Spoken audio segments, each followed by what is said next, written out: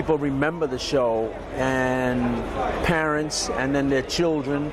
I mean, it's been 25 years since, close to 30 years since we did the pilot, and for the phenomenon of Starsky and Hutch to have lived on in people's memory as well as through reissuance says that we did something special then, and I feel that the game captures that same kind of specialness, one in its style because it's more in a serial kind of you might say cartoon meets innovation in terms of the graphics and how the game is played. So I think it's something for today's generation, as well as capturing what we did before. There must have been something special in the relationships between the characters and the style of the show and the car and the music and certainly the 70s that has a timeless effect in people's mind.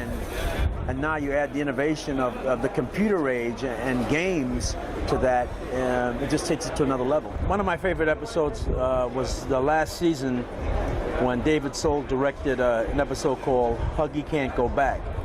And it's about Huggy going back to his old neighborhood and helping out one of his mentors who was in trouble. And of course, Starsky and Hutch came to the rescue, but it was an exploration of Huggy Bear's character and his past, which had never been done on the show. I was fortunate to be involved in another game, which was quite successful, and that got me into playing. And I have that game at home, and now I have the Starsky and Hutch game, and I enjoy it. And because I mean, they had made dolls of our characters, and now there's a computer game, you know, of the characters in PlayStation format, and you know, it's just nice to.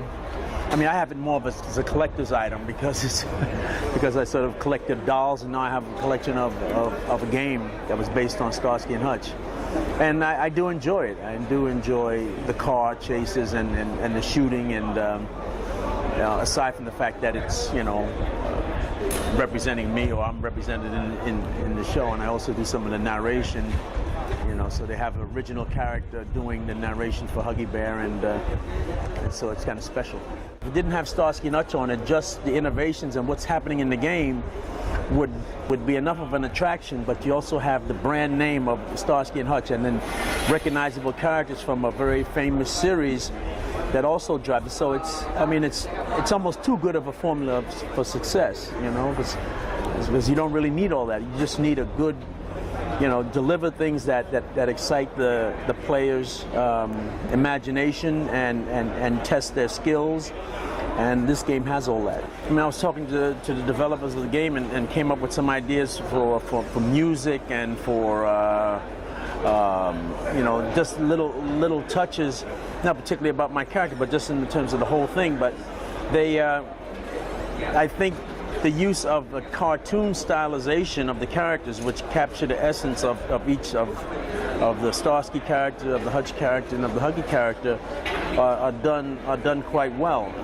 I mean, I had this idea of maybe putting the car goes undercover and it goes into your own car, or an undercover car. It can go into a van, or it can go into, you know, a Pinto or a Mini Cooper, and then at the end it comes out sort of a morphing kind of thing.